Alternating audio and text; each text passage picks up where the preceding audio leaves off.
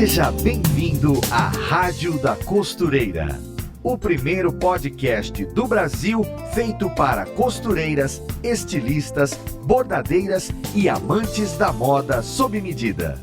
Apresentação em alto astral com a youtuber Fernanda Hertel.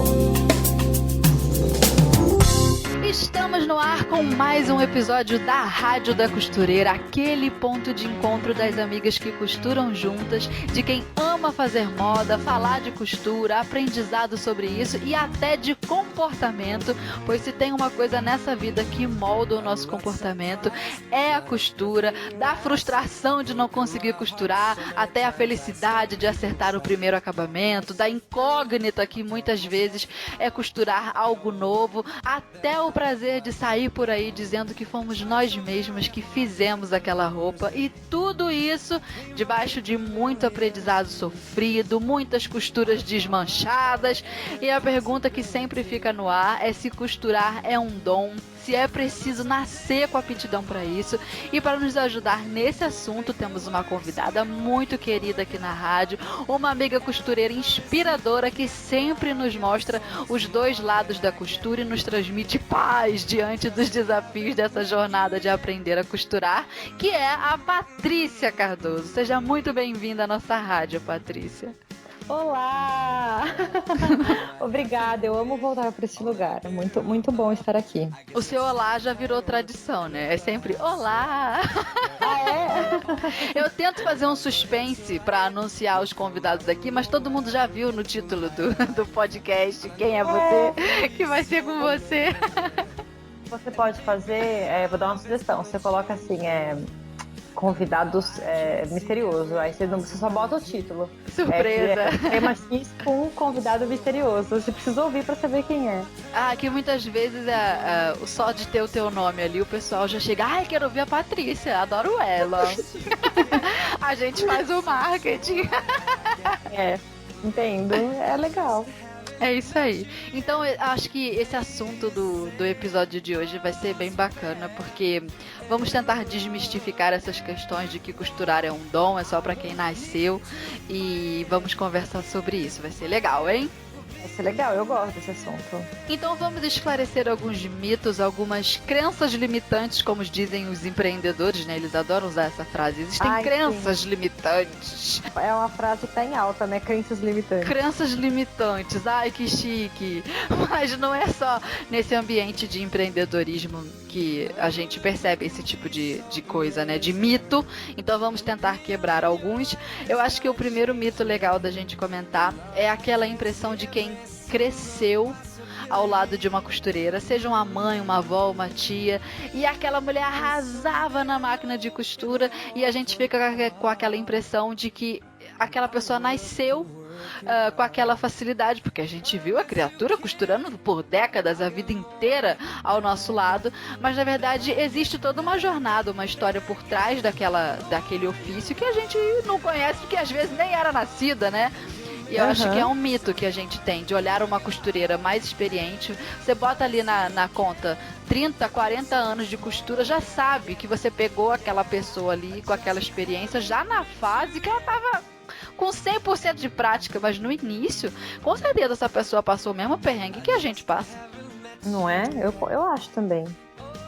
Eu, assim, quando você me deu esse tema, eu achei ele super interessante, porque eu dou aula já há alguns anos e eu ouço muito essa história de não dá certo, que eu não vou conseguir fazer, eu tô com medo porque é minha primeira aula de costura e eu acho que eu não tenho jeito. E minha mãe costurava muito bem, ou minha avó, minha tia. E essa comparação com uma parente próxima.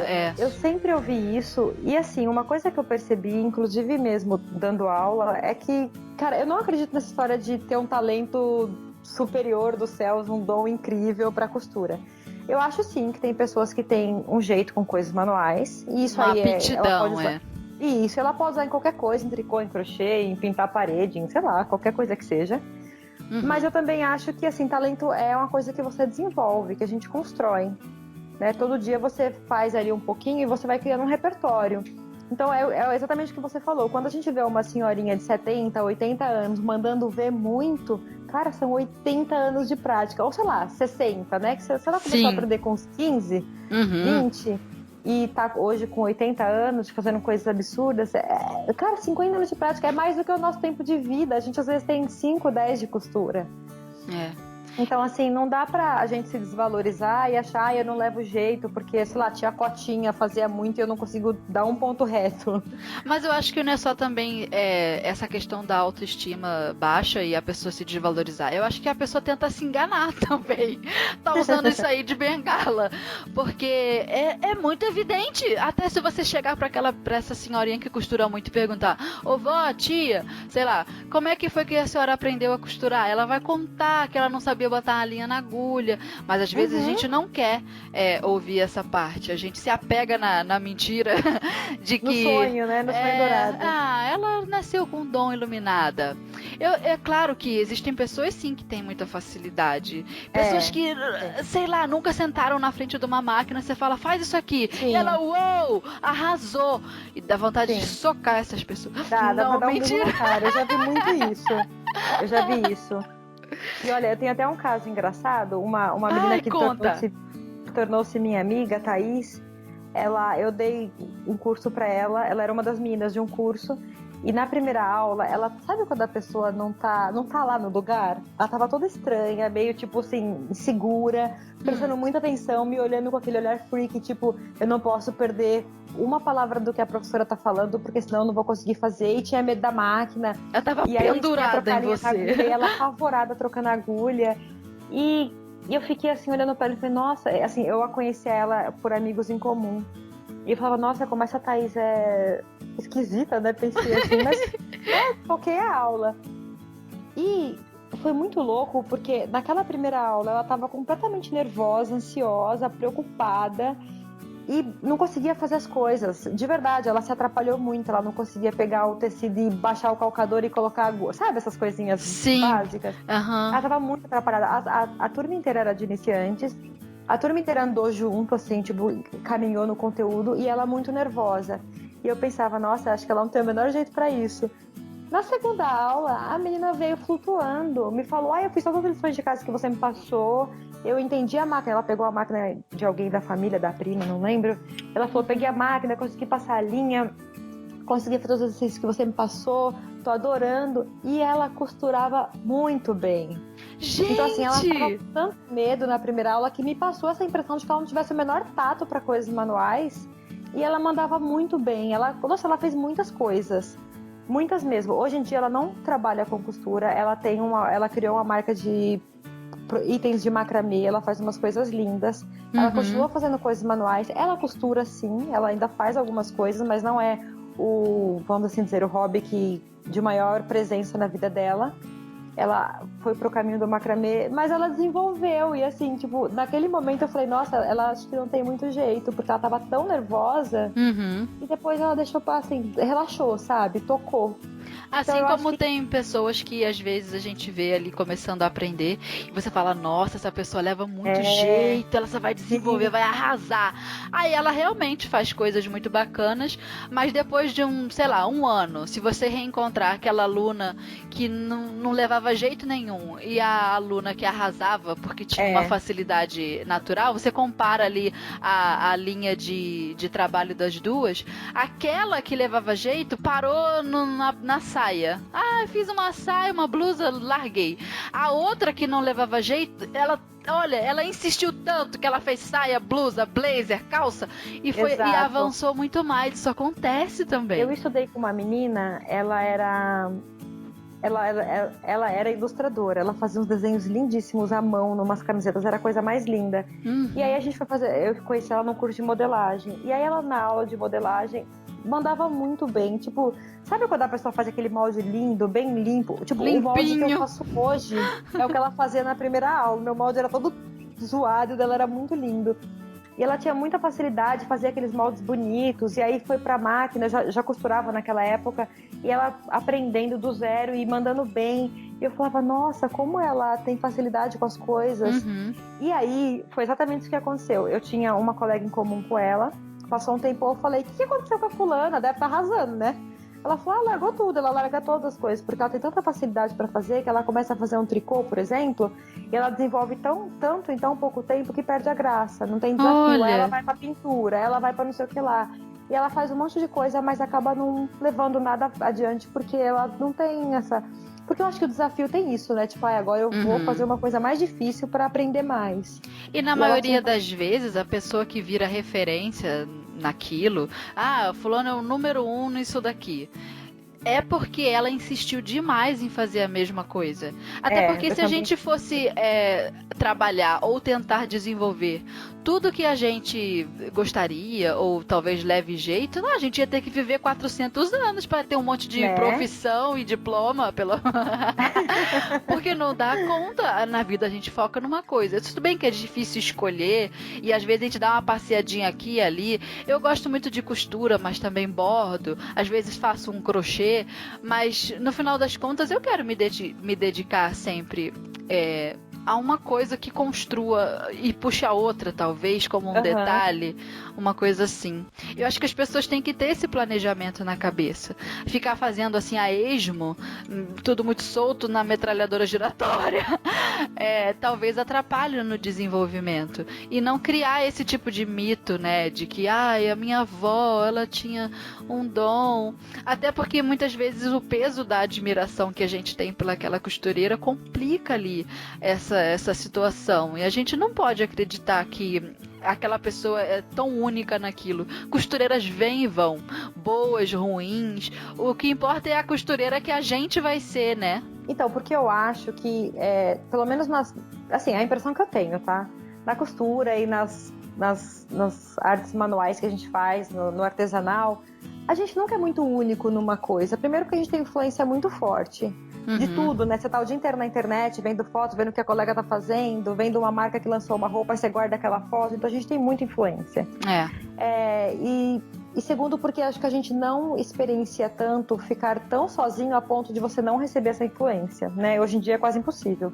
Por que eu tô falando isso? Quando eu olho, por exemplo, para um artista, por exemplo, o Picasso. O Picasso teve uma vida inteira de desenho.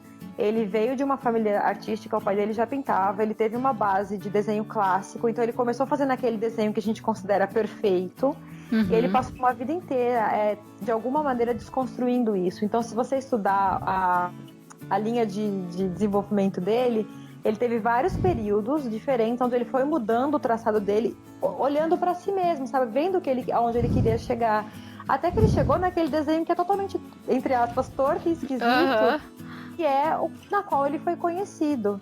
Então, assim, ele tornou-se único naquele momento porque ele ficou muito tempo estudando o próprio desenho, o próprio traço. E eu acho que quando a gente faz, sei lá, costura ou um tricô, a gente não tem muito isso, porque você aprende a fazer modelagem, aí você vê uma blusa e tenta fazer aquela blusa, e tenta fazer, sabe? A gente fica muito nessa de... fazer uma roupa da moda. Todo o processo de aprendizado é muito mais preso ao que já existe do que qualquer coisa que você possa inventar e adaptar até mesmo a sua maneira de entender. Eu vi uma vez acho que foi num livro que eu li, sobre a Chanel, não sei que livro é esse exatamente, já li vários, falando que a maneira dela costurar, como ela veio do aprendizado do convento, né, que ela era órfã, não era? Quando pequena, foi assim, deixada no convento. E ela aprendeu a costurar lá com as freiras. E como a costura lá era bem rústica e simples, era para consertar um remendo, uma roupa que se perdeu, precisava reaproveitar, porque era todo mundo muito pobre. Toda a construção dela de fazer a roupa era muito feita com simplicidade. Você pegava um terninho dela, você olhava o avesso, estava perfeito, coisa que ela aprendeu mais tarde, esse tipo de aprimoramento, com um amante que ela teve aí, um namorado, que ele deu para ela uma caixa de joias que por fora era simples, mas por dentro, quando você abria, era de ouro. Ela foi... como é o nome da palavra que a gente faz? Como é o nome do produto que recebe ouro? Banhada. Isso. Banhada. Ela foi banhada por dentro. Então, quando ela falou... Que chique! Pois é, menino, o interior vale mais. Eu não sei. Me diz.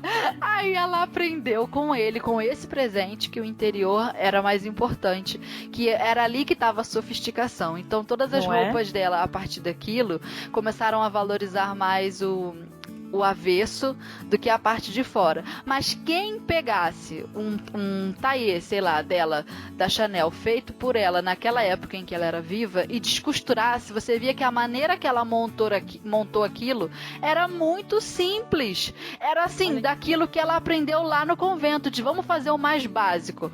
A tal ponto de dela usar muito mais pontos à mão, por exemplo, para evitar fazer embutimentos, que ela não queria perder tempo com embutido. Não, eu taco só por cima, costuro a mão nas bordinhas, o acabamento ficava impecável, porque costura a mão tem isso, dava mais trabalho, mas ela tinha um monte de costureira para fazer isso para ela, mas a maneira dela raciocinar aquela costura que tinha um acabamento impecável era totalmente diferente do que, por exemplo, a gente faz hoje, embute de um lado, vira para o outro, e é curioso isso. Né? É curioso, né? Você sabe que agora, eu nunca tinha ouvido essa informação, mas agora que você falou, eu fiquei lembrando uma coisa. Eu já tive uma época de ficar procurando muita informação sobre a costura da Chanel, a modelagem e tal. E aí eu fiquei vendo a jaquetinha famosa dela tem 2 tipos de construção. Tem tanta construção que é a prêt-à-porter, que tem em qualquer loja, você vai lá e compra uma, tá pronta. E tem a sob medida, que é a da alta costura. O luxo do luxo. Que você vai lá para a Europa para poder tirar as medidas, é isso? Tira as medidas, a mulher vem na sua casa, se você precisar, então toda uma frescura. Só que uma coisa que é muito curiosa é que a forma que prende forro daquele negócio é muito simples. Porque, então, assim, é isso aí. Olha que louco, quando você pega uma roupa forrada, eu trabalhei com um alfaiate, eu mexia muito com isso, então mexia muito forro, abri muito casaco, e assim, mexendo nessas peças, apesar de cada peça ter o seu próprio desenho, a sua própria, às vezes um acabamento diferente, no fim é tudo meio muito parecido, porque é forrado, fim. Então assim, o forro ele é solto, ele tem umas partes que você deixa uma folga pra você conseguir vestir e tal. E a jaquetinha Chanel não tem isso. O que acontece? Ela pega o tweed, assim, a grosso modo, né? Pega o tweed, pega o forro e faz tipo um matelassê nele pra prender, pro forro não ficar solto. Só que esse é o pensamento teoricamente mais simples pra você prender um forro. E aí eu ficava, por que ela fez desse jeito? E replica até hoje, virou o estilo da roupa. Fora aquela correntinha que ela coloca embaixo, que é uma compensação de modelagem, né? Exatamente. Então, assim, foi encontrando soluções que, se você olhar hoje, você fala, nossa, mas eu tenho resultados muito melhores, eu posso fazer de outras maneiras para encontrar resultados muito melhores do que esse.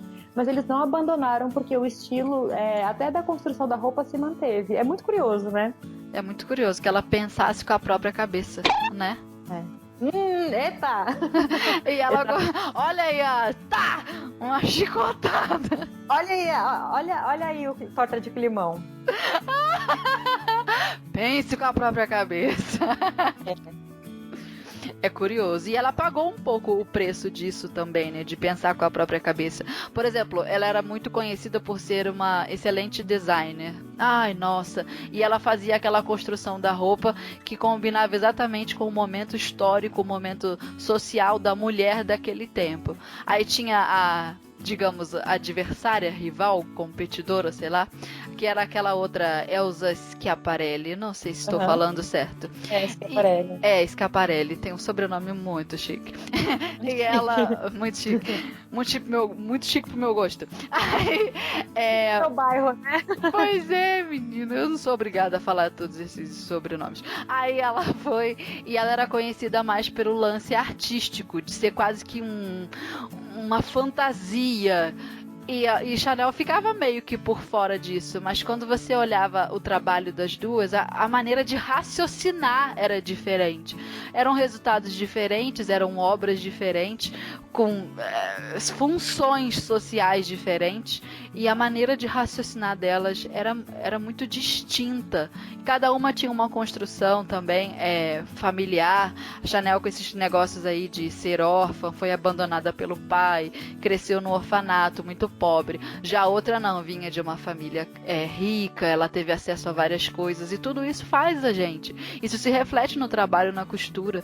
Então, assim, não tem como a gente também emburacar na ideia de viver um padrãozinho. Não, eu vou entrar num curso de corte e costura, aí eles vão me ensinar isso aqui, isso aqui, isso aqui, é a única coisa que eu vou aprender.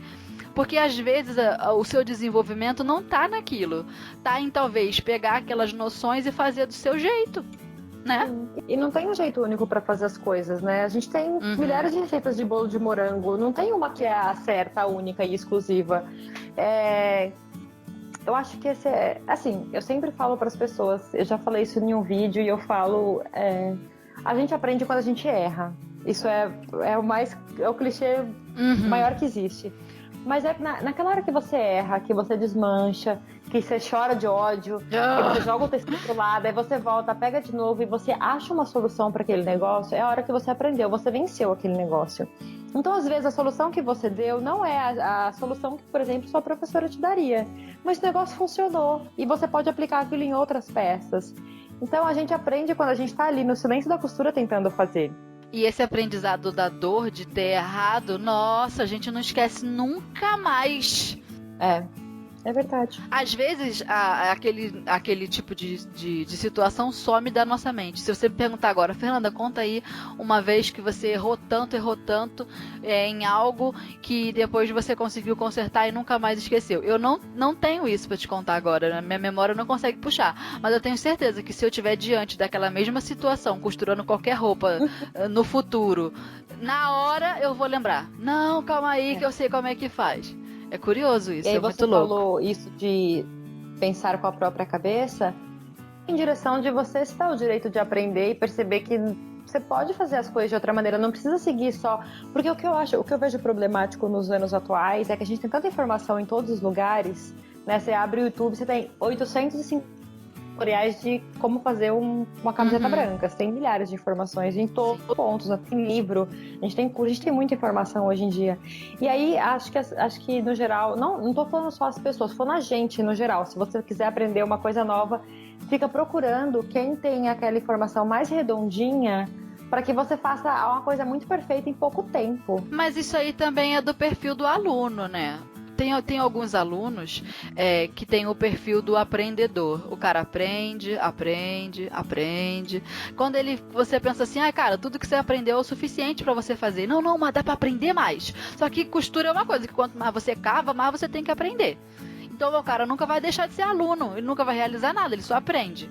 E assim como tem outros que eles têm o perfil de quero fazer agora, me dá o passo 1, passo 2, e eu tô fazendo o 1 e o 2, já pronto, já fiz uma coisa. Não adianta você falar pra ele, olha, mas tem um universo muito maior do passo 3, o 4, o 5 e o 6. Com o 1 e o 2 eu já consigo fazer uma roupa? Consigo, então é só isso que eu quero. Eu também acho justo a pessoa que aprende assim, é a maneira como o cérebro dela funciona. Não acho justo também. Não, eu funciono assim com muita coisa também. Às vezes eu não quero passar por todo um processo, sei lá, quero fazer um molho. Aí eu vou lá e coloco como fazer molho azul. Eu pesquiso, vejo 2, 3 vídeos, vejo o que mais me identifico e faço e tô satisfeita. Eu não vou me mergulhar no universo da culinária pra só por conta de um molho. Eu acho que sim, é isso do perfil. Mas por um outro lado, quando eu for cozinhar de novo o molho, eu nunca vou saber fazer aquele molho, porque eu fiz ele uma vez direito. Eu não gravo essa informação. Se eu pegar aqui, tipo, você pega essas comidas aí que tem um nome difícil, sei lá, eu não sei, eu não cozinho desse jeito de coisas sofisticadas. Nem eu. Mas se eu fazer uma ganache, não sei o que, aí tem todo um processo com tal tipo de chocolate, com tal temperatura no fogo. E aí, tipo, às vezes eu vejo um vídeo que ensina aquilo de forma simplificada e faço a ganache. E nunca mais repito. Eu aprendi a fazer ganache? Eu não aprendi, eu só fiz ela uma vez. Funcionou. Opa, maravilhoso. Entendeu? Pois é, isso pra mim não funciona na costura. Funciona na cozinha, pra mim. Porque eu faço uma comida muito simples, às vezes quero mudar uma coisinha e vejo ali como fazer uma coisa diferente e funciona. Na costura é uma coisa que eu gosto de mergulhar. Então eu quero ler um livro, eu quero ver uma forma de fazer, eu quero entender como é que pensou, como é que saiu daquele resultado. Então acho que você curte mais o aprendizado do que o resultado? Eita, que pergunta climão, mas eu acho que sabia. Sabe por quê? Eu gosto mais do processo. Eu gosto mais do processo da coisa do que da coisa pronta. Por exemplo, eu amo fazer modelagem, aí eu faço a peça, a tela, aí eu provo, aí eu conserto o erro no molde. E aí nossa, na hora que eu conserto o erro e o molde bate, eu fico tão satisfeita, assim, eu fico satisfeita num nível gigante. Costurar pra mim não é uma coisa que eu tenho dificuldade, né? Eu já costuro há muitos anos, então eu sei que a modelagem estando pronta, eu vou costurar aquilo rápido. Então, quando eu costuro a peça, eu já tenho muito menos prazer do que no momento da modelagem. E aí, quando a peça tá pronta, tipo, eu realmente fico feliz, porque elas geralmente ficam muito bem feitas. Mas, assim, o ápice do meu tesão mesmo é enquanto eu tô fazendo a modelagem, porque cada modelagem me traz esqueci a palavra. Um desafio. Um desafio novo. Porque dificilmente eu fico repetindo modelagem, eu faço uma nova. Então, na hora que eu penso, nossa, como é que eu chego, sei lá, naquele decote? Aí eu penso, traço no papel, vejo como é que fica, aí não dá, aí tento de novo, aí vou pro algodão cru, aí tá mais ou menos no caminho, aí eu corrijo o molde. Isso pra mim me dá muita vontade de continuar fazendo. Porque depois que eu termino a peça, eu fico realmente muito satisfeita, porque eu cheguei no resultado que eu queria. Mas a parte que mais me dá, assim, tesão mesmo é a parte que eu fico fazendo a modelagem e o resultado final me prova que ela estava certa. E essa modelagem que você faz aí, desenvolve, é a modelagem plana. Aí quando você para pra pensar que você alcançou tudo isso dentro do universo de desafio da modelagem plana, poxa, que bacana, é o que eu curto, aí de repente você bate na internet ali, tem um curso do Jun Nakao desconstruindo a modelagem, joga no chão tudo que você faz no papel. Você fala, não sei de nada, eu quero saber de tudo agora, só que de um outro jeito. Isso que eu te falei, a costura é um negócio, eu gosto de mergulhar. Mas você curte mais o processo do que o resultado. Pronto, tá aí a resposta. Mas eu sei que eu sou assim, eu gosto mesmo, eu gosto do processo. E acho que talvez por isso eu gosto tanto de dar aula, porque eu vejo as pessoas nesse processo de aprendizado. Verdade. Hã? Verdade, é o seu perfil isso aí.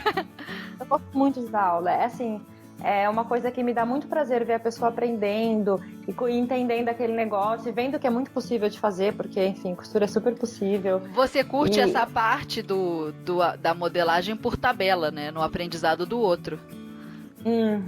Também. Que coisa. Ai, também. Patrícia, você é uma pessoa incrível. Gentil. Mas eu gosto mesmo dessa parte do desafio, assim, me dá muito prazer de fazer. E eu acho que a pessoa que entra na jornada de aprender a fazer as próprias roupas, aprender a fazer roupa, enfim, ela tem que ter essa noção de autoconhecimento. Ou ela é perfil Patrícia, igual você tá falando, ou então ela tem um outro jeito de pensar e cabe a cada um descobrir, né? Se curte mais o processo ou o resultado. Exato. Eu descobri que eu gostava do mais uma dica. Desenvolvimento lá atrás, quando eu ainda fazia... Quando eu comecei a fazer modelagem e eu fazia bolsa para vender, eu fiquei quase 4 anos fazendo isso. Eu percebi que eu gostava muito dessa parte, de fazer a modelagem, de escolher os tecidos, de ver se a peça ia rolar mesmo. Porque na minha cabeça, o mundo ideal seria... Eu faço o desenvolvimento, eu faço a modelagem, eu chego no resultado e dou para uma costureira fazer. Porque aí ela produziria para mim e aí a peça ia ser vendida. Para mim seria o ideal naquele momento. Só que eu fazia todo o processo. Eu produzia, eu vendia, eu ia fazer bazar, eu cuidava da loja online e tal. Hoje em dia, que eu não tenho mais uma loja online e eu, neste momento, não estou trabalhando, eu estou em casa, eu tenho muito mais tempo para curtir esse processo do desenvolvimento. Então eu consigo pegar ele em todas as pontas, assim, e fico muito satisfeita. Mas dando aula eu consigo espalhar isso, né? Eu consigo ampliar. O Jonatas Verle, conversando com a gente aqui na Rádio da Costureira, ele também falou isso. Que ele gosta do processo e que pra ele o sonho de vida é ele olhar aquela produção, aquele monte de costureira e aquelas mesas. Ele falou que ele gosta dessa parte. Que legal. Eu gosto só da parte de ganhar dinheiro. Se você quiser ser minha amiga e dividir seu dinheiro comigo, eu não ligo. Ai, meu Deus. Olha, eu comecei a bordar com 12 anos. Foi meu primeiro contato, assim, com essas coisas manuais. E eu já bordava naquela época calculando. Se eu fizer um bordado, eu ganho tanto. Se eu fizer 2, aí multiplica. Quantas horas que eu trabalho por dia. Aí, por tantas horas, vai dar tanto resultado. O meu olhar sempre foi no número. Eu sei, eu ouvi suas histórias. As pessoas não acreditam muito que é possível alguém que trabalha com manualidade estar de olho no dinheiro. Mas eu sou essa pessoa. Ai, mas a gente tem que estar, porque assim, depende, né? Se é só um hobby pra você, tudo bem você não ligar pro dinheiro. Mas é que as pessoas olham pra mim e às vezes falam, nossa, o que você faz é uma arte. Pra começar, já não acho que é artístico. Não acho. Tudo bem que tem, quando eu faço um bordado, invento ali do nada, tem cores, tem nuances de iluminar. Eu uso, às vezes, uma pedraria que eu sei que vai abrir a cor daquele bordado, vai iluminar pontos de cor, de profundidade. Eu entendo isso, mas eu não consigo olhar por esse lado, que a pessoa fala comigo como se quase fosse uma fada dos bordados. E eu não me enxergo assim, eu me enxergo alguém que tá querendo produzir que nem uma louca, que se produzir um é ótimo, se produzir 20 vende mais. É assim que eu tô pensando. Eu queria ter um pouco mais dessa... Eu tenho, assim, um olhar de pensar em ganhar dinheiro, de fazer, de trabalhar e tal, mas não é tão forte quanto você, assim. Eu queria ser mais assim, um pouquinho mais agressiva nesse ponto. Eu penso, acho que menos. E é horrível, né? Porque a gente precisa de dinheiro pra tudo. Inclusive para poder avançar no que a gente gosta, inclusive para estudar mais do que curte. Mas eu gosto muito disso, de aprender e buscar a produção. Quem assiste os vídeos de bordado lá do canal, eu não sei, o meu jeito de ensinar bordado, principalmente, eu acho que em costura não aparece tanto, mas em bordado é todo voltado para produção, porque eu aprendi a bordar para fazer rápido. Então, assim, eu não ensino a pessoa a ficar com aquele bastidor ali, namorando bordado. Pra mim, queima essa etapa, não quero essa parte. Faz assim é mais rápido, assim é melhor, miçanga, e fica perfeito. É claro que a gente tem que ter o cuidado, não pode abrir mão disso, o acabamento, o bordado não pode cair na primeira lavagem, entende? Disso eu também não abro mão. Mas que tem que fazer bem feito e rápido para poder produzir mais, com certeza. Aí a cabeça é como eu aprendo também. Isso também revela que tipo de aluna eu sou quando eu tô aprendendo. Então você aí que tá ouvindo a gente e que é aluna de costura ou de qualquer coisa manual, eu acredito que muitas pessoas que ouçam a gente tem várias atividades voltadas para isso. Geralmente quem costura borda, quem borda faz um pouco de crochê, né? A gente vai se metendo a fazer. Então você que está aí ouvindo a gente, tente identificar que tipo de aluna você é. Qual o seu perfil. É um autoconhecimento. É importante até para você analisar em que às vezes a pessoa está se frustrando com alguma coisa, mas está se frustrando porque entrou do oba-oba daquilo, né? Tipo, sei lá, igual eu comentei com você, eu gosto do processo de fazer a modelagem, de fazer, né, a tela e ver se tá dando tudo certo. Tem gente que quer costurar e não quer fazer isso. Ok, tá tudo bem. Pega o molde pronto, aprende a ajustar ele pro seu corpo e toca a vida. Porque às vezes a pessoa quer só costurar ou só quer a peça pronta. Tem gente que não tá nem se preocupando, às vezes, com acabamento ou com um tecido bom. Essas pessoas aí eu não admiro muito. Sabe por quê? Porque a gente perde tempo. Se o que a pessoa quer é a roupa pronta, compra na loja. Valoriza quem já costurou, já fez, tá vendendo. Não é? Eu acho isso. Enfim. Mas tem gente que quer, né? É um perfil de pessoa. Então costure também. panos de prato, pronto. Faça barras no pano de prato, lençol. Não, brincadeira. A pessoa pode ser o que ela quiser, mas eu dou uma julgadinha assim. Mas então, e aí eu acho ok quando eu encontro pessoas que falam, eu quero costurar, mas eu não quero fazer molde. Tem gente que não tem nem muita o lance das contas, desenho geométrico. E ok também.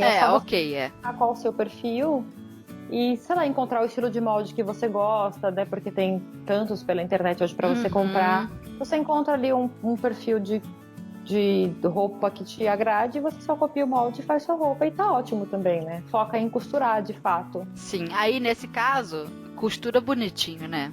Poxa, né? Costura. A gente perde tanto tempo pra fazer, perde não, né? Usa-se muito isso. Tempo. Aí vai fazer mal feito. Mal feito, compra na loja. Custa R$29,90, qualquer coisinha. Mas eu acho que a costura também, ela move dentro da gente algumas coisas que a gente precisa encarar. Por exemplo, tem gente que fala, eu quero muito aprender, é meu sonho. E sai da boca com uma facilidade de dizer que é o sonho. Eu amo. Mas você fala, tá bom, querida, mas se até hoje você não sabe, você tá ligada que a culpa é sua, né? Porque a única culpada, os únicos culpados sempre somos nós, se a gente não consegue fazer determinada coisa. Não dá pra delegar isso pra outra pessoa, não dá pra botar a culpa no universo, não dá. É claro que existem algumas situações que podem ser impeditivas. Às vezes a pessoa mora, não sei, numa cidade muito pequena e às vezes ela não se sente à vontade para fazer um curso online. Eu acho isso também ruim. Gente, dá pra aprender tudo em vídeo. A gente coloca a câmera quase dentro da agulha. Dá pra aprender. Porque tem algumas pessoas que não têm curso, né, na cidade delas, curso presencial. Mas eu também não acho que no mercado já exista um curso online pra pessoa que não sabe nada. Iniciante. Mas a pessoa tem que estar aberta, né? Que vai ter aí em breve. Olha aí, bagagem para ensinar a pessoa do zero, você tem bastante, né, Patrícia? Tenho. Olha aí. Mas sabe o que eu acho? Que, assim, eu adoro pegar iniciante que não sabe nada mesmo, assim, aquela pessoa que não sabe a diferença, sei lá, de uma agulha e de um trator. Tipo, não sei, nunca vi. Porque tem muita, por exemplo, eu não faço tricô e crochê, por exemplo, eu não faço. Mas eu sei o que é uma linha, o que é uma agulha. Tem gente que não tem o menor contato, caiu de paraquedas, sei lá. Mas tem um outro lado que é muito legal dessas pessoas, que elas não têm vício. Isso. E às vezes também não tem muita expectativa. Tipo, caiu lá de paraquedas e tá, quero aprender a costurar. E é legal pegar uma pessoa limpa de informação, porque elas desenvolvem bonito, sabe? Consegue aprender, consegue fazer. É muito legal. Eu gosto de pegar iniciante que não sabe nada, assim, aquela pessoa que não sabe nada, nunca. Eu já dei aula para meninas que não sabia que a máquina tinha pedal, assim, que tinha que apertar alguma coisa para que ela funcionasse. Achava que funcionava como? Já dei aula para pessoas que não sabia que tinha duas linhas, uma em cima e outra embaixo na bobina. Achava que era só a linha de cima, porque quando você passa e vê a máquina, você só vê a linha de cima, né? Realmente a pessoa nunca teve nenhum contato. E é muito legal, porque além de ser um universo muito novo, ela vai desenvolvendo, assim, quando tá de coração aberto, sabe? Mas, fora isso, também tem que ter a sorte, vamos assim dizer, de encontrar uma pessoa ou um curso onde a pessoa consiga, essa pessoa crua, sem nada, consiga aprender direitinho. Porque você imagina o desastre pegar uma pessoa dessa e jogar num curso péssimo. Mas foi o que aconteceu comigo. Foi? Então conta. Como é que foi? Assim, a minha mãe costurava, eu não aprendi a costurar com a minha mãe, ela costurava, mas ela nunca me ensinou. A minha mãe, ela nunca aprendeu a costurar de forma, assim, em escola, ela aprendeu na vida, vivendo. Minha mãe cresceu na roça, então eles costuravam as roupas mesmo, não se comprava nada, era muito pobre e tal, não tinha isso. E aí ela cresceu costurando, né, as coisas de casa, e quando foi ficando mais velha, adulta, né, trabalhou algumas vezes como costureira e depois ela trabalhou por muitos anos na oficina do MAP de reforma. Então, assim, minha mãe costurava em casa, ela fez roupas pra mim e tal, mas ela nunca me ensinou. Então, ela não teve um aprendizado que eu tive, porque eu estudei em fases diferentes, eu estudei muita coisa de costura e modelagem. Então, eu sei como é que a gente começa um curso do nada, a gente vai ampliando o conhecimento. Minha mãe não teve isso, então ela nunca me ensinou nada. E aí eu fui procurar aula fora. E naquela época eu não achava muitas escolas assim em São Paulo. Hoje em dia tem muito mais infinitamente muito mais coisas. E eu achei uma daquelas lojas de máquina que tem no fundo uma salinha com uma senhorinha dando aula. E eu nunca esqueci dela. Ela era, chamava... nunca esqueci dela, esqueci do nome. Mas não era Maria. Mas eu lembro muito bem do rosto dela. Ela dava aula há muitos anos, ela era bem velhinha, assim, tinha uns 70 anos, mas não tinha método, não tinha nada. Então, na primeira aula que eu cheguei, tipo, tinha umas 6 máquinas, assim, disponíveis, máquinas caseiras. Ela falou, escolhe qualquer uma. Aí eu fiquei, mas qual? Porque pra mim, que não sabia nada, elas não eram iguais, porque uma era branca com rosa, a outra era branca com duas bolinhas na frente e uma em cima, sabe? Elas mudavam os modelos. Pra ela era a mesma coisa, como eu vejo máquina hoje, é tudo igual. Pra ela, não, pra mim não era. Então ela falou, senta em qualquer uma. Eu falei, nossa, será? Aí ela não me ensinou a passar a linha na máquina, a ligar a máquina, não me ensinou nada disso. E ela falou, você vai costurar isso daqui. E eu sei, mentira, não tô mentindo, ela me deu uma manga de blusa pra aprender. Mentira! E a manga, gente... Logo a manga, que é tão fácil. Tem uma cabeça. Cara, aí eu fiquei fazendo aquilo e ficava tudo muito torto. Eu nunca tinha mexido em nada na máquina e ficava tudo muito torto. A chance de você ter se frustrado era imensa. Imensa. E aí ficava tudo cagada, aí eu desmanchava tudo, eu fiquei, tipo, o tempo de aula... 3 dias dessa aula, era todo sábado, só desmanchando essa manga, o tecido ficou todo puído e eu não aprendi nada, assim. Pior jeito de tentar aprender. Eu fiquei muito, assim, desanimada com aquela aula, mas eu gostei muito de mexer com a máquina, de mexer com o tecido, de costurar, eu gostei muito disso, mas eu não gostei da aula, eu saí. Porque não era assim, nem sei se a escola era boa ou ruim, mas não era um lugar pra mim. Porque eu precisava de alguém que me mostrasse, ó. Aí quando eu fui montar minhas aulas de costura, eu fui pensando exatamente isso. O que uma pessoa tem que não sabe nada, tem que ter, que eu não tive? O que seria importante? Ela sentar e alguém falar, olha, isso aqui é o retrocesso. Aqui você tem que abaixar o pé calcadora, mas abaixo também a agulha. E aí eu fui começando a montar as aulas assim. Então eu acabei criando uma cabeça de professora muito cartesiana, assim, de pensar em todos os processos, em todas as fases, porque eu sofri muito. Mas tem que ter esse sistema, esse método montado. Tem. Eu também tem que ter. Quando eu tenho o canal lá no YouTube, tudo começou assim também com um jeito de botar meus trabalhos para jogo, vamos assim dizer, mas depois com o tempo, agora quando o canal acho que tem 2 anos, sei lá, 3, não sei. Eu fico olhando e falo, nossa, que zona. Eu sei que o meu canal alcança as pessoas, muitas pessoas me agradecem todos os dias nos e-mails. Teve uma menina esses dias, eu tenho que responder ela ainda, Camila. Porque, meu Deus, não tenho tempo pra nada. Mas eu li o e-mail, vou te responder, Camila, se você estiver me ouvindo. Ela contou que ela não costurava nada e fez um vestido de noiva. Ela não foi esse tipo. Ela não foi da almofada para a camiseta, da camiseta para a saia. Não, ela foi do zero ao vestido de noiva. E ela me mandou a foto. Tava lindíssimo o vestido de noiva. Então, assim, eu olho pro meu canal e eu sei que ele tem esse alcance e ajuda pessoas nesse nível. Mas, ao mesmo tempo, eu tenho que ter o olhar crítico de saber que aquilo é uma bagunça. E que pra quem é iniciante, a menos que a pessoa tenha muito tempo pra quebrar a cara em vários vídeos, não só no meu canal, mas em vários canais, e sugar tudo que a internet possa oferecer de graça, essa pessoa perde tempo por estar perdida, tempo por estar procurando. Então, quando a pessoa às vezes fala assim, não, eu vou fazer um curso, pode até ser um curso online, mas que naquele curso tem uma metodologia, ela não está pagando apenas pelo aprendizado, ela está pagando pelo tempo que ela está economizando de ficar catando aquele aprendizado solto por aí. Sim. Porque isso cansa, frustra. A chance de você ter se frustrado nessa sua primeira experiência com essa professora aí de botar pra você costurar a manga era grande. Você poderia ter desistido, sabe? E muitas pessoas se perdem nessa. E é triste. É triste. Eu sei, eu concordo. Eu acho sim que quando a pessoa procura uma aula presencial, inclusive, é porque ela quer aquilo de alguma forma organizado, para não sofrer tanto. A metodologia faz toda a diferença. Porque você fazer uma saia uma vez na vida, não significa que você aprendeu a costurar. Mas essa saia você pode aprender. Exatamente, isso aí, o molho, Olha aí, voltamos ao molho. Maravilhoso, enganei todo mundo. Não significa, eu não sei repetir, não sei fazer. Olha aí. É engraçado. Mas também, ao mesmo tempo, a gente não pode ficar delegando o nosso aprendizado a outras pessoas. Eu preciso de um curso maravilhoso na minha cidade. Também não chega nesse extremo de você botar a culpa totalmente numa outra coisa, num terceiro, num fator externo. Porque a responsabilidade de aprender qualquer coisa é nossa. E se for preciso dar um nó em pingo d'água, a gente tem que dar também.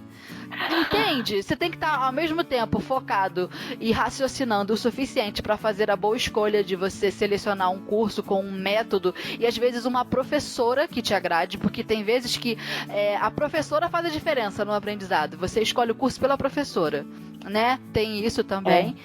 Mas e ao mesmo tempo pensar assim, olha, mas o que der eu tô fazendo.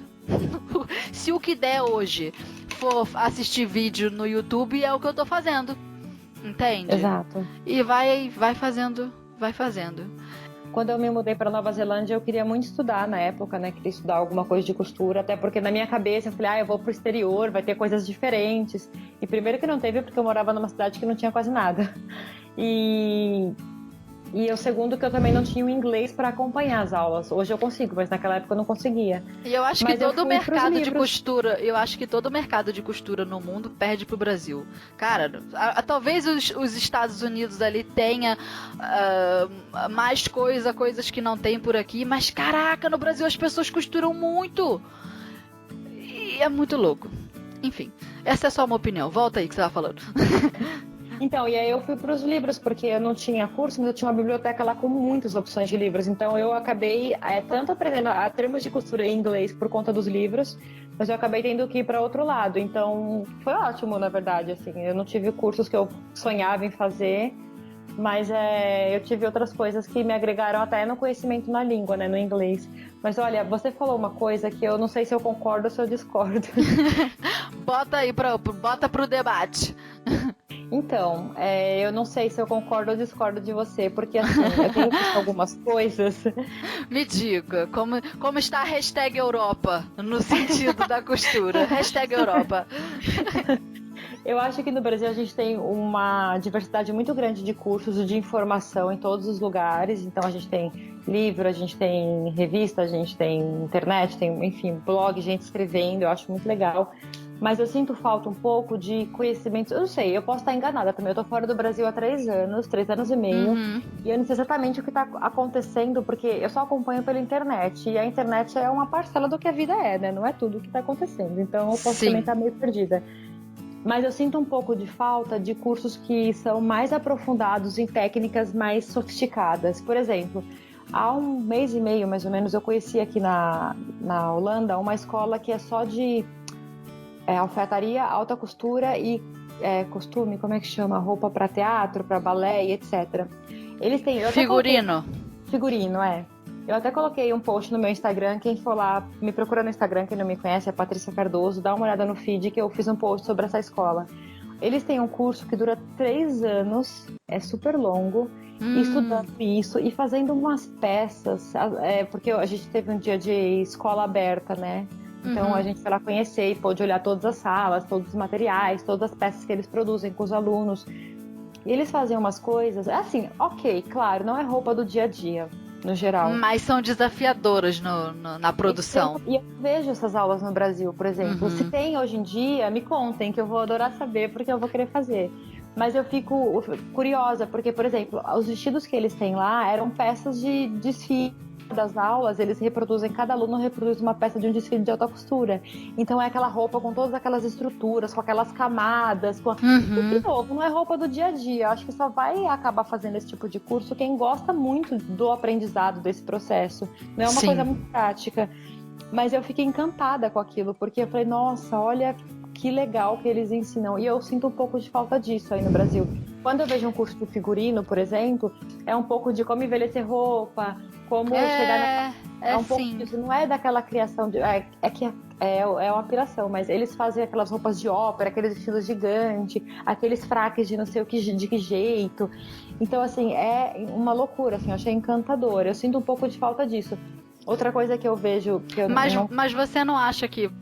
quando eu falei esse negócio do mercado de costura no Brasil, na minha opinião, ser muito forte, é que, por exemplo, as máquinas são acessíveis, você tropeça na rua e encontra um armarinho, e na Europa eu não tenho essa impressão, fora do Brasil, de que seja tão assim. A máquina reta industrial aí é mais barato que aqui, proporcionalmente. Você pega uma máquina reta comum, ela, sei lá, custa em torno de R$1.000, 1.200, uma máquina reta. Quanto é que tá hoje? Uns 1.900, industrial. Sério? Uma reta comum? Singer, né? Que é uma marca que fica pelo meio, né? Tem mais caras e mais baratas. A Singer tem um preço que fica pelo meio. Acho que é mais ou menos isso aí, 1.900. Nossa, achei que tivesse mais barato. Tá vendo? Eu tô perdida no tempo. Tá por fora. As são mais caras se você for fazer a conversão. Então você pega uma máquina usada, é €600, 700. E aí bota na ponta do lápis aí. Sai mais caro, entendeu? Então isso é realmente uma verdade. E aí tem um comércio bem grande também de máquina de segunda mão, né? De usado. É que eu também não procuro máquina aqui, porque eu tô satisfeita com as que eu tenho. É o que eu tenho hoje e vai ficar assim, não vou comprar máquina. Então eu não tô olhando o que tá rolando no mercado de segunda mão. Mas aí tem muito mais coisa. nesse ponto. Isso é Eu verdade. acho que e também a população é mais apaixonada nesse sentido. Quero fazer costura, quero fazer patchwork, ao mesmo tempo quero fazer crochê, agora quero fazer biscuit. E o brasileiro tem muito isso com as manualidades. É uma pena que a gente talvez não tenha um reconhecimento histórico mundial. Também no Brasil nada é catalogado, nada vai para livro. Se você pegar a história de moda do Brasil, quase não tem. A gente praticamente não tem museu de Não moda. tem literatura sobre a produção nada. de livros é mais recente mesmo. Eu lembro que quando eu comecei a me interessar assim, por moda e costura e etc., eu tive uma professora que falava, que ela dava aula em faculdade, e ela falava assim: nossa, você não tem noção do quanto eu insisto para as minhas alunas fazerem TCCs teóricos, porque assim, no geral a pessoa quer criar uma coleção e enfim, vai virar um portfólio para procurar emprego, mas ninguém pensa em fazer pesquisa para fazer livro. É exatamente isso, catalogar o que a gente já produziu. Eu acho que isso deve estar mudando, né? Já tem 10 anos, 15 anos que ela me disse isso. Eu não sei se está mudando muito, não. Eu boto pouca fé nas faculdades de moda do Brasil. Eu boto pouca fé nas faculdades de uma maneira geral. No Brasil, ponho também. Entendi. É uma pena, assim, que a produção intelectual seja menor do que as possibilidades, porque tem muita gente estudando, né? Mas o pessoal vai sempre pelo caminho do estilo, de quer ser estilista e tal. E quer ser famoso, quer ganhar dinheiro. Nada mais justo, né? Mas acaba se tendo essa impressão mesmo de que às vezes em outros países aquilo cria-se um legado. É isso, no Brasil não tem legado. É a impressão de que não tem legado, né? Eu acho que é isso. Isso é maravilhoso. Pelo menos começássemos a fazer isso agora, né? Porque já não perde tempo. Já não perde tempo, Mas assim, existe gente fazendo coisa, tem gente se mexendo. Já tem uma revista muito antiga, inclusive, chamada Dobras, que é uma revista de moda, mas ela é uma revista científica. Não sei se você conhece. Nunca ouvi falar. Nunca? Então. Nunca? Dá um Google depois. Dobras. Dobra de dobrar mesmo. É uma revista bem antiga até, ela não é nova, não. Ela é uma revista que, sei lá, a cada 3 meses. Ela não vende em qualquer lugar. Que legal, cara. Jamais saberia. Eu vou te mandar uma foto que eu tenho aqui. Eu vou mandar uma foto pra você, mas eu vou colocar depois. Me fala quando vai sair esse podcast que eu coloco no dia no meu feed. E aí as pessoas veem. Ela é uma revista. Legal. Ela é uma revista, como é que fala? Independente, de gente que estuda moda de forma científica mesmo. Então, eu adoro até. Eu adoro o slogan dela, que é uma revista de moda, mas não só. Acadêmica, mas nem tanto. Então, caramba, assim, que legal! Ai, gente, não pensando. Mas assim, eu acho que quase ninguém vou dar uma googlada nesse trem. Eu não vejo ninguém falando dessa revista em lugar nenhum. Estação das Letras e Cores é a editora dela. Não sei se ainda é a mesma, porque às vezes as revistas passam de um lugar para o outro. Mas ela é isso, são estudos de pessoas que estão no meio da moda, mas que não fazem coleção, que estão estudando. Eu tenho aqui comigo 3 edições que são antigas, 2008, 2007, 2010. Eu peguei uma edição aqui e vou ler para você algumas matérias do sumário para você ter uma ideia do que ela funciona.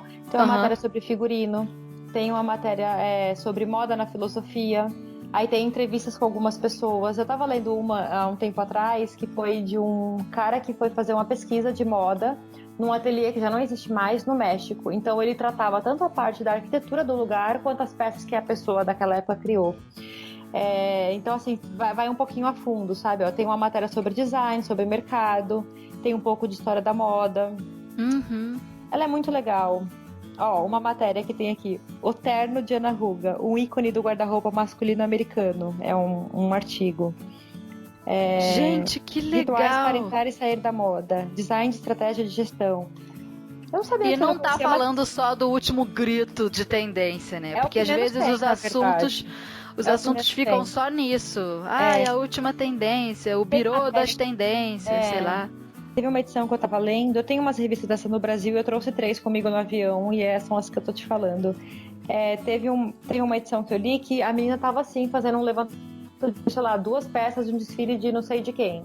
Aí ela tava falando de uma coisa bem atual, mas no geral não é. É bem legal, assim, eu gosto muito dessa revista, mas é isso, os textos também, eles são acadêmicos, então não é, no geral, aquela leitura super leve, divertidinha, não é. Mas é pra quem gosta de sair um pouco desse negócio de tendência, que é uma coisa que eu não curto muito, É uma opção de leitura. Olha, eu como é que eu posso dizer? Eu curto um pouco esse negócio aí das tendências, de saber o que a moda, o que está acontecendo na moda, porque também reflete um pouco da nossa vida cotidiana, como é que tá o mundo, a política, enfim. Eu me interesso por esse negócio. O que eu não gosto, sinceramente, é a linguagem que esse pessoal, os jornalistas, sei lá, ou as pessoas entendidas, experts da área sempre usam, porque parece que a pessoa está falando sempre o mesmo texto, ela só mudou o ano. Entende? 2018 virou 2019, porque o linguajar me irrita. Porque não sei o que mix de estampas. Porque não sei o que lá, você pode fazer essa brincadeira. Aí você brincadeira. Caraca! Que muda esses repertórios, essas palavras. Avança. Porque se a pessoa trocar, que, sei lá, em 2018 tá na moda pantalona, e considerando que em 2012 tava na moda blusa de gola alta, você trocou essas duas palavras, é o mesmo texto, a pessoa tá falando a mesma coisa. Exatamente. E me enfada. Às vezes eu assisto uns programas de televisão, desde Esquadrão da Moda até, sei lá, GNT Fashion, e é o mesmo palavreado, o mesmo. O que me irrita é o palavreado, porque eu sei que a pessoa tá me passando coisas que são de valor para aquele momento da moda que a gente tá vivendo. Eu tenho consciência, mas me irrita que a única fonte de onde eu possa beber esse tipo de informação, que eu sei que é atual e é precisa, venha nesse pacote do linguajar estranho de blá, blá, blá, blá. Você já viu o Instagram do Alexander Hershkovich? Ele sempre fica fazendo essas piadas com esses termos. Tipo, ele coloca assim, uma foto de até de um desfile dele mesmo, aí escreve assim: tipo, dizendo como se fosse outra pessoa falando. A minha coleção tem um perfuminho 70, anos 70. E faz assim mesmo. Cara. Meu é muito Deus. engraçado, ele sempre posta alguma coisa assim, tipo, fazendo uma sátira com o próprio mercado que ele trabalha, é maravilhoso. Mas assim, existem opções de leituras que acho que trazem um pouco disso de tendência ou do que tá acontecendo, que são menos, eu vou usar essa palavra, mas não me leve a mal, tá? São menos idiotas. Mas é uma palavra adequada. É uma palavra adequada? Sim. Mas eu acho que elas não são lugares muito acessados. Tem jornalistas de moda que escrevem textos mais sérios, mas acaba que não... que eu acho que o povo não quer ver. O povo quer ver o look do dia, no fim das contas. Mas eu também quero ver o look do dia. Eu não tô dizendo que eu não quero. Só que por que tem essa... Mas como é que faz essa linguagem ultra popular e agora, né? Nossa, uma coisa que me irrita, agora que você falou de uma coisa que te irrita, eu vou falar de uma coisa que me irrita. Me irrita o quanto as revistas, hoje em dia, ficam usando a linguagem de internet. De blog. Os posts que há 5 anos atrás eram sérios. Por exemplo, você pega uma revista... Hashtag fica a dica. Assim, antes escrevia assim, vamos supor, fulano de tal apresenta coleção no desfile do MASP, por exemplo. Aí hoje escreve, miga sua louca, Joãozinho. Eu falo, gente, que dia que essa revista tomou esse linguajar de internet, assim, pra ela, sabe? Eu acho tão maluco, às vezes eu olho o feed de alguma revista ou de alguma coisa que já foi mais séria e eu vejo falando dessa maneira, eu falo, gente, eu acho que eu tô ficando muito velha. O que eu acho incoerente disso tudo é que, por mais que seja um linguajar que a gente fala bastante, cara... Eu acho que o público dessas revistas tem o quê? 30, 35 anos, fica nessa faixa etária, tem poder aquisitivo. Cara, a gente não fala muito miga, sua louca. Isso parece coisa de 16 anos. Às vezes o texto entre a matéria da Capricho e a da Vogue é praticamente igual. Mas a Capricho é direcionada para uma galerinha bem teen, não é? E eu não sou obrigada a ficar vendo miga sua louca numa revista que é feita para mulheres de 30 e poucos anos. E que eu não quero. Às vezes você até usa esse termo no seu dia a dia, mas você não quer que isso esteja em qualquer lugar. Eu, pelo menos, não quero. É isso, eu gosto de exatamente. Ler escrito. Eu gosto, até porque a minha escrita não é perfeita. Quando eu tô lendo, eu também tô aprendendo. É verdade. Então, assim, eu sinto falta de ver alguém fazendo uma observação sobre alguma coisa, uma matéria sobre... algum tecido ou uma tendência que seja, de forma séria, assim, sem miga sua louca, sabe? Eu falo miga sua louca, eu mando o dia inteiro pras minhas amigas, mas são minhas amigas que eu falo, bicha, para. Agora eu não posso fazer uma matéria falando sobre a qualidade de uma trama de um tecido e falar, bicha, pare, olha a trama. Não, vamos botar um pouco de ordem na coisa, sabe? Até porque faz parte da fantasia também, né? Quando a gente tá lendo um texto, a gente se projeta na imagem daquela mulher que é o que a gente é, mas às vezes a gente... sei lá, o dia a dia toma um pouco da gente essa intelectualidade que corre, vai pro você leva o filho na escola e faz uma comida, fica tudo muito disperso. Então quando você pega pra ler uma revista que é direcionada pro público feminino de um assunto que a gente gosta, que é moda, enfim, é legal que essa linguagem seja mais apurada, porque no dia a dia às vezes a gente não tem oportunidade de desfrutar dessa linguagem, seja lendo, falando, porque a vida da gente é corrida. Então pra mim ler uma revista feminina é um stop ali, um momento onde eu me sinto até mais adulta, poderosa. É claro que eu já sei que sou adulta e poderosa sem a revista, mas é aquele momento onde você se deixa levar pelo texto, se deixa levar pela imaginação do que aquele texto Sim. te propõe. E tá tudo tão pobre. É isso aí, eu quero falar amiga sua louca só com as amigas do WhatsApp. Não quero isso na revista. Olha, eu acho que tem espaço pra tudo. Tem a hora que você quer ver bobagem na internet, rir comigo, e etc. Tem a hora que você tá lendo um textinho bobo que tá escrito tudo errado e que a gente escreve de propósito, tipo, as pessoas, a coisa, no coloco plural, de diversão mesmo. Mas tem a hora que você quer ler um texto com o mínimo de coerência e tem a hora que você quer ler um livro de poesia ou um livro com uma escrita até difícil pra gente, né, ampliar o nosso, sei lá, o nosso léxico de palavras, etc. Então, assim, eu acho que tem espaço pra tudo. É por isso que me incomoda um pouco, como eu falei há uns minutos atrás, quando eu pego uma publicação que antes era, entre aspas, séria, escrevendo desse jeito na internet, sabe? Eu acho maluco. Mas eu acho que talvez elas deem um passo atrás. É porque na época foi um boom tão grande dos blogs que todo mundo falou, revista não serve mais, agora o negócio é blog, a linguagem é muito mais íntima, pessoal. E as revistas simplesmente falaram assim, vamos ter que mudar aqui, porque senão a gente vai à falência totalmente.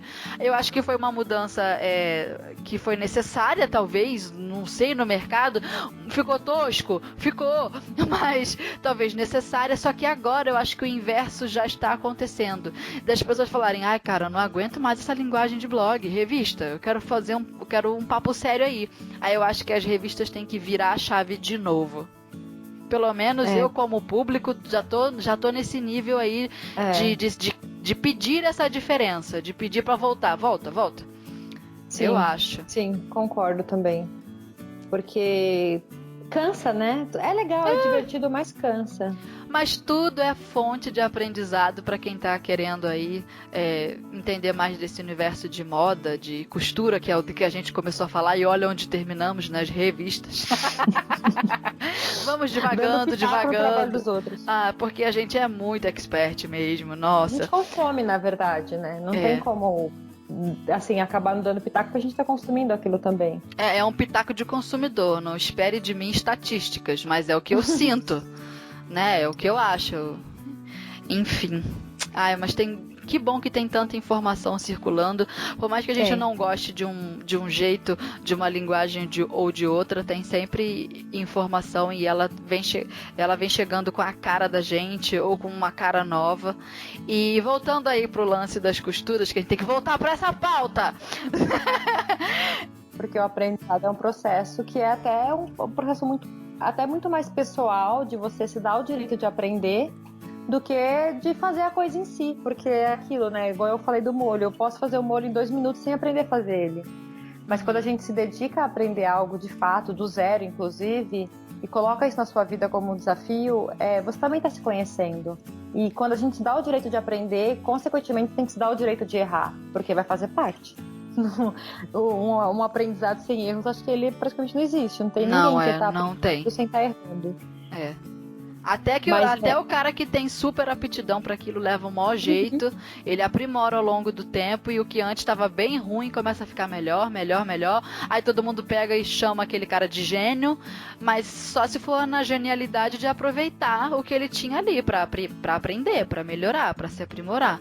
E também envolve muito perdão. Eu acho assim, hoje em dia a costura é vista como um hobby e ponto. Eu acho que o nosso mercado, talvez daqui a alguns anos, já esteja tão bem construído que as pessoas consigam olhar para a costura como algo que tenha por trás uma carga muito grande, terapêutica, comportamental, porque a gente aprende a lidar muito com a nossa personalidade diante da costura. Isso é pouco falado, parece que a pessoa senta e faz roupa, ainda mais se a gente for olhar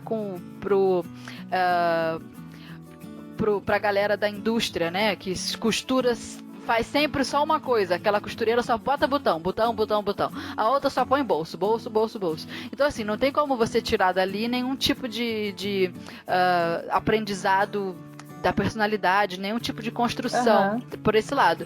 Mas quem costura em casa, nossa, a costura é um tapa na cara a cada dia. Você vai do alto da montanha até o mais profundo abismo. Você fez uma camiseta hoje, caraca, eu tô muito feliz, que maravilhoso, consegui fazer isso aqui. Aí no dia seguinte você fala, vou fazer uma saia, pá, a saia te joga no chão, você não sabe nada, e você vai do inferno ao céu em 3 segundos, fora a vontade que dá de pegar a máquina e tacar pela janela de vez em quando. Eu penso comigo que eu faço o que eu faço pra não ficar louca. Porque tanto tenho o consumo da minha autoalegria de me satisfazer com o que eu faço, e quanto eu tenho que me lidar com as frustrações quando as coisas não estão funcionando, que é, né, a gente não manda no tecido, a gente até quer mandar nele, mas o tecido se revela o tempo todo pra gente enquanto a gente tá costurando. Claro que com o tempo, com a prática, a gente vai escolhendo tecidos que ou funcionam melhor para aquele molde, ou funciona, né, você sabe o que vai dar o caimento que você tá pensando, então você acaba tendo menos problemas com isso no decorrer da prática. Mas a gente tem que lidar com uma coisa que você não tem controle, então... E a gente se perdoa, né? A gente também se perdoa, aceita, olha, hoje eu não vou conseguir vencer essa barreira. Talvez amanhã eu vou voltar aqui, vou desmanchar e vou conseguir. Tem muito disso, da gente se perdoar, aceitar que não vai rolar pra hoje, às vezes pegar a tesoura e meter no meio do tecido e falar, chega, vou jogar no lixo, eu não quero mais desse projeto. Acabou esse projeto, vou começar outro. Tem muito isso. Ai, nossa. E a gente se perdoa, a gente aprende, a gente lida com frustração, recomeça, não desiste, persiste, faz de novo.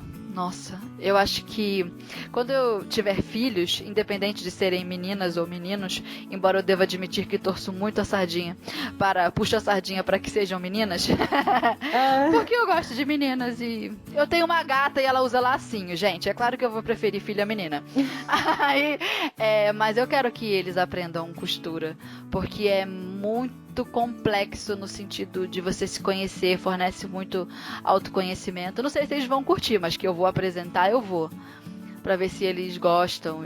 Eu acho que talvez você não precise nem oferecer só a costura, mas qualquer trabalho manual que seja, eu acho bacana, assim. Uma coisa que eu acho muito curioso é... Você vai rir da minha cara. Fala. As pessoas que toca instrumento, músicos no geral, também tem uma... Porque assim, cara, você não... Isso é muito louco, porque se você for aprender a tocar violão hoje, você já vai pro curso sabendo que você não vai aprender a tocar violão em 2 semanas. Só que a pessoa quer aprender costura em 2 semanas, né? No geral, existe esse impasse ali. Então, assim, a pessoa que tem uma rotina de aprender a tocar algum instrumento desde pequeno, às vezes dança, que também é um negócio que leva muitos anos, você já carrega com você que a pressa não vai te levar a lugar nenhum, no geral. Cara, e eu chego à conclusão de que eu precisava viver 400 anos. Porque eu também tenho vontade de aprender a tocar um instrumento, assim como quero aprender mais sobre costura, várias coisas que não sei, e vontade de fazer gastronomia também tenho, e dança também quero. Muay Thai, comecei a fazer Muay Thai esses dias. Menina, pense numa pessoa desengonçada dentro de uma academia. Ai, a pessoa é arrasada, muito torta, o pior soco, o pior chute. E eu olho pra aquilo e eu penso, eu não vou ser a melhor nisso. Eu sei que não vou ser, eu não tenho habilidades esportivas, mas eu tô ali pra fazer o meu melhor e eu tô ficando cada vez menos torta, mas ainda tô torta. Ah, que bom. Porque eu olho pro lado, né, tem um pessoal ali que faz Muay Thai há 8 anos, por exemplo, tem há 10, isso entre os alunos, que o professor nasceu fazendo aquele negócio. E eles têm toda uma ginga corporal que eu falo, mano, da onde? É bonito, é plástico, sabe? Você, assim como eu olho, algumas pessoas olham uma costura que eu faço, um bordado e falam, nossa, que lindo. Eu olho pra maneira como ele movimenta o corpo e falo, caraca, que lindo. Eu falo, vou repetir, sai uma bosta. Eu sei. Eu sou apaixonada por dança e eu comecei a fazer aula de balé há uns anos. E eu olhava a professora e estava apaixonada pelo braço da professora, a forma que ela balançava a mão. E você tem todo o corpinho, né? Só visualmente, porque eu não tenho a elasticidade nem a força delas, né? E aí eu fiquei apaixonada, aí eu tentava, me esforçava na frente do espelho e, tipo assim, era expectativa e realidade. A professora era expectativa e eu era realidade. É muito difícil. E a gente tem que lidar com isso. Tem. Assim como às vezes se irritar com a máquina é legal. É legal às vezes.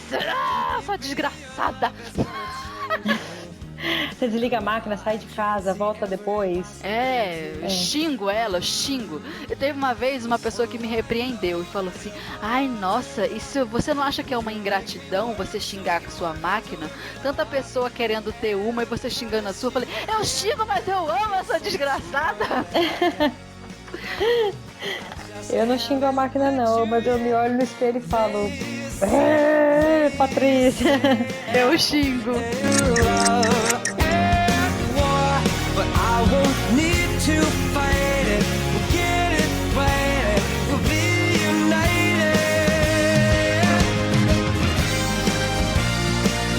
Uma vez nessas minhas andanças de costura, eu tentei fazer um curso de corte e costura que não foi muito bem sucedido porque não fui com a cara da professora. Isso acontece às vezes, Ela sabia o que ensinar, mas a maneira dela transmitir era muito voltada pro umbigo dela, achei ela egocêntrica. Tem vários assim. Porque a pessoa saber muito é algo para o qual eu bato palma, mas se ela sabe muito e não consegue me transmitir nada, ela não é útil para mim. Ela não tudo aquilo que ela sabe. Né? Exatamente. Pois é. Aí o que acontece? Não me adaptei, mas nesse curso eu tive a oportunidade de ver uma menina falando que ela foi ali para aprender mais as bases de modelagem, porque ela já costurava há muitos anos, só que ela não fazia molde nenhum, era o que ela queria aprender. Mas ela falou, na costura eu me garanto. Aí as primeiras aulas é aquele tipo de coisa, né? Apresenta o curso, fiz modelagem, ferramentas, materiais para comprar. Até que lá pela quarta aula, e essa moça, toda feliz, realizada, na quarta aula era o momento de fazer como é o nome? A aula prática na máquina de costura. Então eles tiraram a linha das agulhas e botaram aquele papel todo cheio de desenhozinho pra gente fazer o teste, sabe? No papel, fazer os furinhos, tentar seguir. Quem é costureiro iniciante já deve saber do que eu tô falando. É uma folha de ofício, um papel normal, que tem um desenho, tipo umas minhoquinhas, uns labirintos, uns desenhos igual desenho de criança. E a gente segue com a agulha tentando não rasgar o papel na máquina. A máquina não tem linha, não tem nada, é só pra gente ter o domínio da agulha e do pé no motor. Aí a aula era essa. Só que todas as máquinas do curso eram industriais, o que eu achei muito legal. Era um curso de graça no Rio de Janeiro, no Senac, na Faetec de Quintino. E eu achei muito legal, que a estrutura deles era boa. Patrícia, quando a menina sentou para costurar na máquina industrial, que ela estava ali super garantida, vou arrebentar, ela percebeu que todos os anos de costura que ela tinha eram em máquinas domésticas. Foi por isso que você falou da doméstica, eu lembrei. Patrícia, uma mulher assim, devia ter uns 30 e poucos anos. Ela chorava copiosamente na frente da máquina. Chorou da aula parar e a gente acudir ela porque ela estava muito arrasada. Era a única coisa que ela se garantia, só que tudo que ela fazia era na máquina doméstica. E a máquina doméstica é bem devagarzinho, né? Por mais que a gente meta o pé no motor da máquina, ela vai devagar. E a industrial é um monte de pontos por minuto, sei lá, 8.000 pontos, 6.000 pontos, não sei. Aí ela chorou na frente da máquina e deu uma tristeza. Ela falou, não, era a única coisa que eu sabia fazer, e agora eu não sei mais, eu vou embora, eu vou desistir. E a professora já era esquisita. Nossa, o apoio em cima daquela mulher foi zero por parte da professora, e eu fiquei assistindo. Eu não tomei muita iniciativa na hora, sabe, de ajudar a pessoa. Eu até me arrependo um pouco disso, mas já tinha também um monte de outras alunas em volta dela falando, não, é assim mesmo, você estava acostumada com outro ritmo. Mas eu fiquei muito chocada com a frustração dela e sensibilizada, sabe? Uhum. Porque ela chorou, Patrícia, de se rasgar. Coitada, mas olha, a gente nunca sabe tudo, né? E assim, confiança às vezes é muito bom ser confiante, ter confiança, trabalhar sua autoconfiança é importantíssimo, eu acho.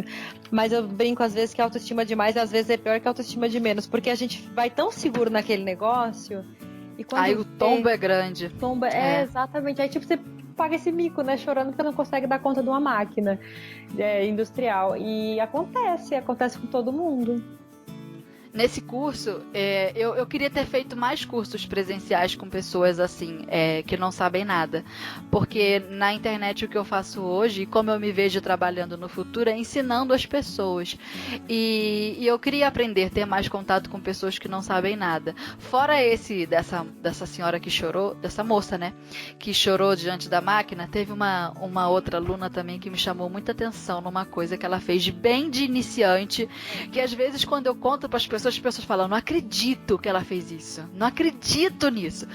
Patrícia estava fazendo a modelagem, aí ela tinha tão pouca habilidade manual e também tão pouco conhecimento que na hora de cortar o molde estava saindo tudo mal cortado. Parece que ela pulou o maternalzinho, aquela parte que a professora manda a gente ficar picando papel. Ela não tinha coordenação com a tesoura na mão. Então a borda do molde que ela estava tentando cortar, ao invés de sair retinha, que é o necessário porque depois a gente vai passar aquele molde pro tecido, ficava picotado. Parecia que ela tinha cortado, sei lá, parecia que uma criança de 2 anos tinha cortado aquilo. Aí ela falou assim, ai, meu molde tá feio, eu não consigo cortar. Aí quando eu olhei pra mão dela, ela tava segurando a tesoura, sabe que a tesoura tem aquela pegada ali, um buraco maior da tesoura é pros 3 dedos, e o outro buraco menor é pro polegar, não é? Sim, sim. Não é assim? Algumas tesouras cabem até 4 dedos, enfim. Mas um buraco é maior pros dedos que vão juntos e o buraco menor é pro polegar. Ela tava fazendo aquilo ao contrário. Ela tava tentando... A tesoura tava inversa, sabe? O buraco dos 3 dedos estava no polegar. Nossa! E o buraco do polegar ela tava tentando apertar os 3 dedos ali. Aí, só de olhar aquilo, eu já pensei, nossa, essa pessoa é muito iniciante mesmo. Aí eu virei pra ela rapidamente e falei assim, não, é que você tá cortando a tesoura ao contrário. Aí ela olhou pra própria mão e eu falei, olha aí, tá ao contrário. Aí ela falou assim, tem que virar como, Patrícia? Ela pegou a tesoura com a outra mão que tava livre e virou de maneira que a lâmina ficou na mão dela. Ela não conseguiu entender que o ao contrário era virar a posição da pegada da tesoura nos dedos. Ela virou a lâmina para a própria mão. E eu não acreditei quando eu vi aquilo. Aí eu peguei a tesoura na mão dela e falei, não, é assim, ó, tá vendo? Esse buraco é do polegar, esse é dos 3 dedos. Tava ao contrário nesse sentido, não é para você segurar a tesoura pela lâmina. Como é que você vai cortar? A lâmina tem que estar no papel. Aí ela... Ah, tá, né? Poxa, não entendi. Patrícia, isso tá na minha memória até hoje. Eu acho que eu nunca mais vou esquecer disso. Isso mostra pra gente o quanto, às vezes, a comunicação fica interrompida e uma frase simples pra aquela pessoa não serve de nada. E na cabeça dela, ela achou mais fácil virar a lâmina pra própria mão, pra palma da mão.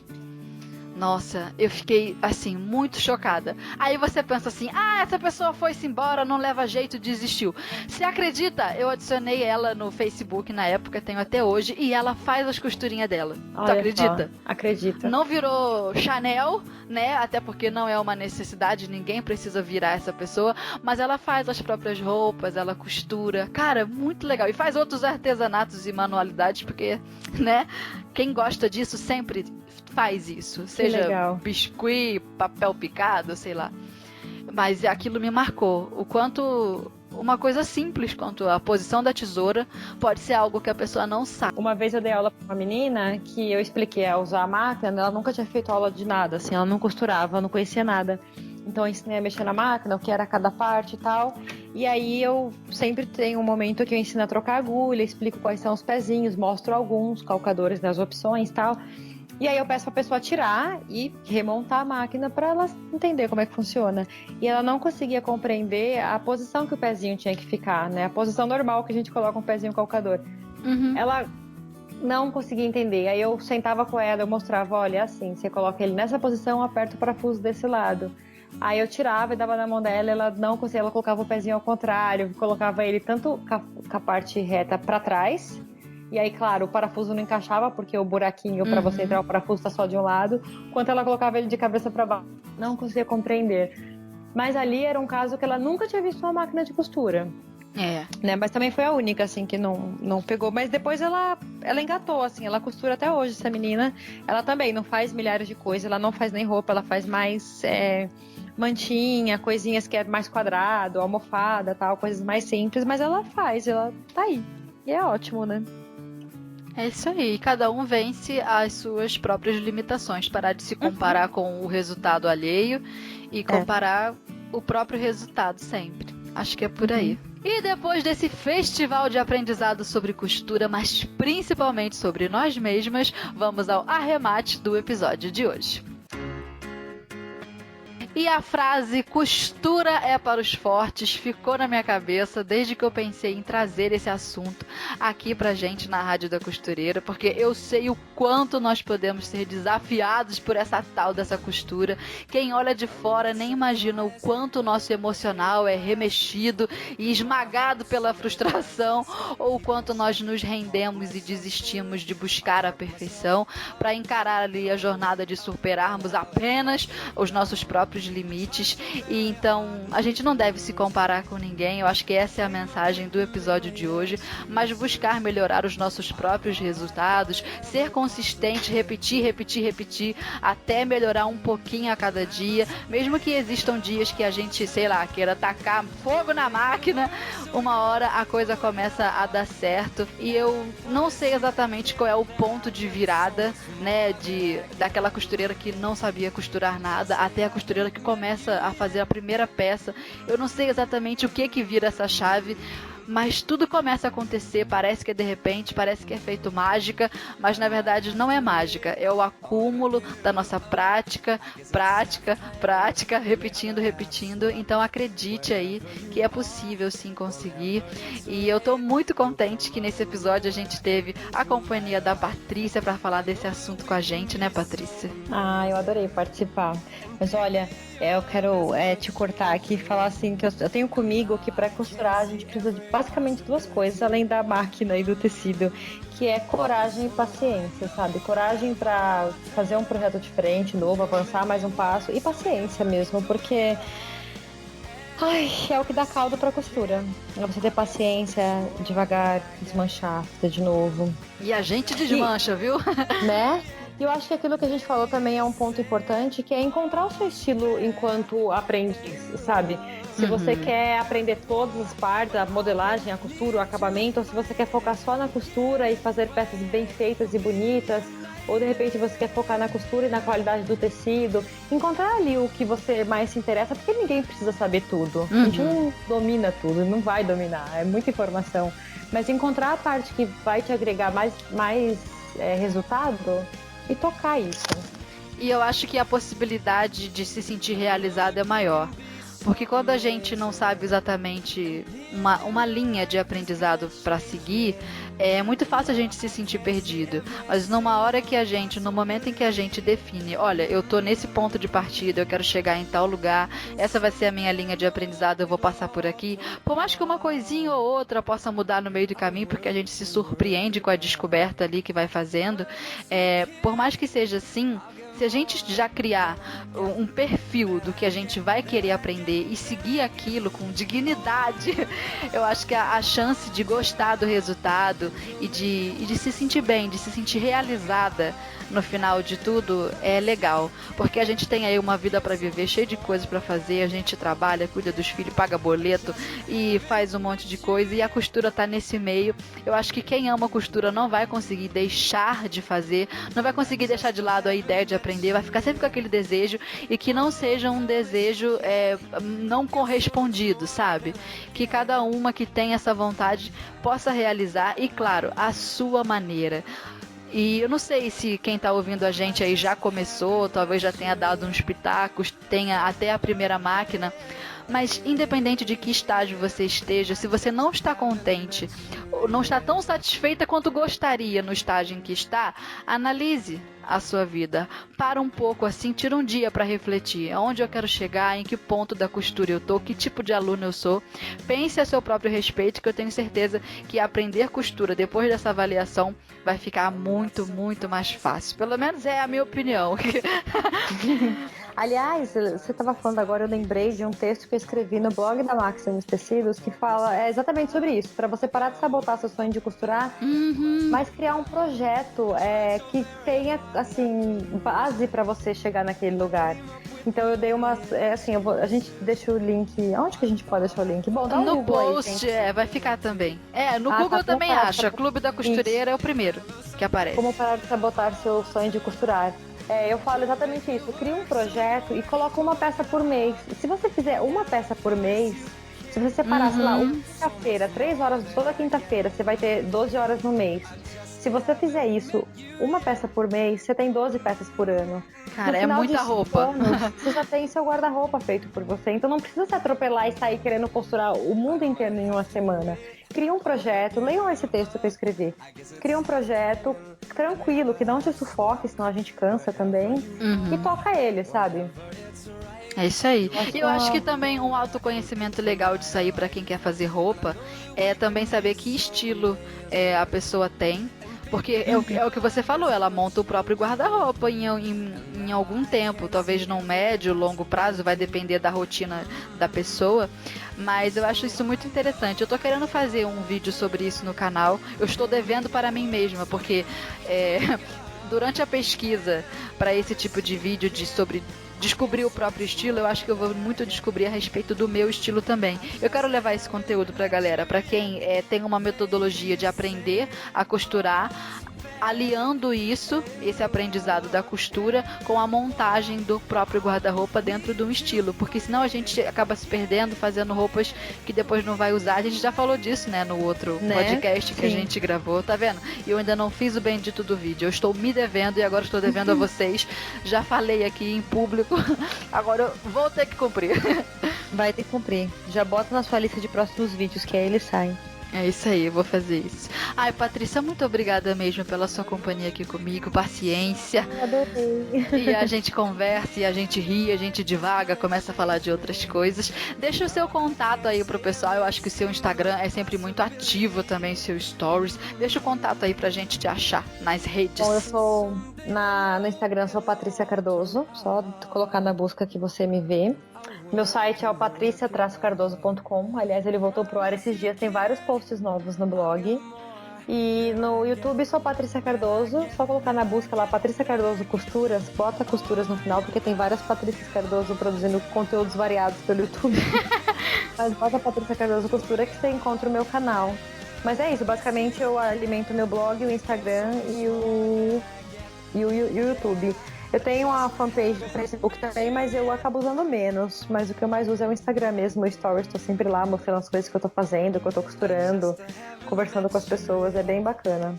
Sim, é um Stories muito animado, inspirador também, porque você mostra o seu dia a dia de costura, que nem sempre é só feito de acertos, né? E erra, e vou desmanchar, blog, as pessoas me escrevem, nossa, você erra, claro que eu erro. Oxi! Assim, eu eu quero errar sempre, na verdade, porque me dá vontade de resolver e ir pro próximo, etc. É isso aí. Então esse foi o nosso episódio de hoje. Espero que vocês tenham gostado. Muito obrigado pela companhia de vocês aqui com a gente.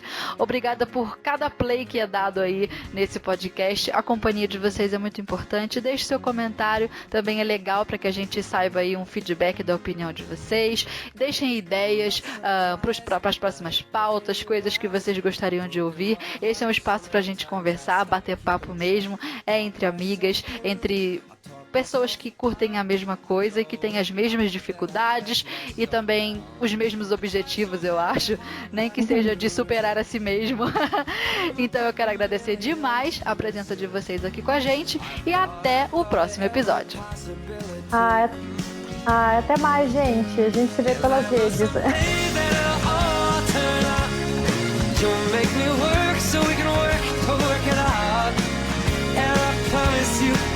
That I'll give so much more than I get. I just haven't met you yet.